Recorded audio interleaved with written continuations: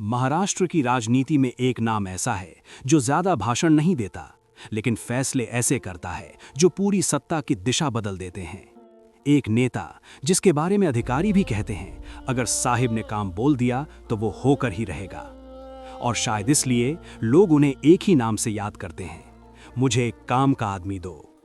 ये कहानी है महाराष्ट्र के सबसे चर्चित नेताओं में से एक अजीत पवार की।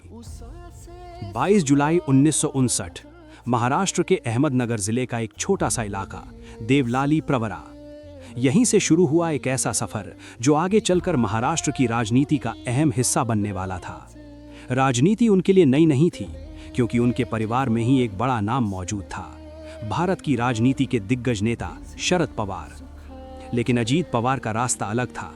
वो पहचान बनाना चाहते थे अपने काम से। बारामती ये सिर्फ एक विधानसभा क्षेत्र नहीं था, ये बन गया अजीत पवार की राजनीतिक ताकत का केंद्र।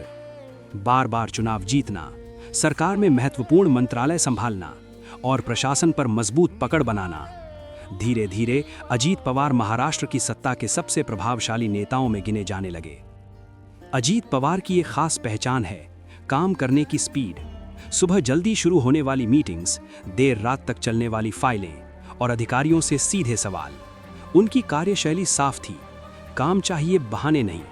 और यही वजह थी कि महाराष्ट्र की राजनीति में उनकी छवि बनी एक सख्त लेकिन काम करने वाले नेता की। लेकिन राजनीति का रास्ता कभी सीधा नहीं होता।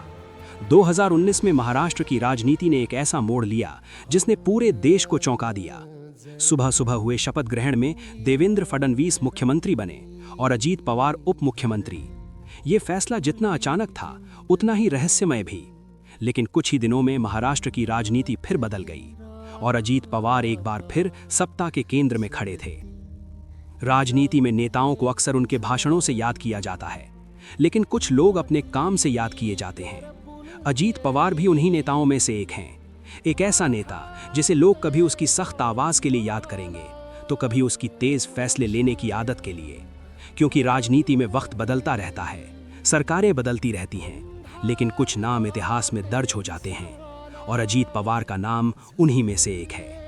क्योंकि उनकी कहानी सिर्फ सत्ता की नहीं, काम, दबाव और जिम्मेदारी की कहानी है। जय महाराष्ट्र। सुटले धागे उरले माग उसासे सुन्या काळजाचे विरले सारे नशिरी आले निखा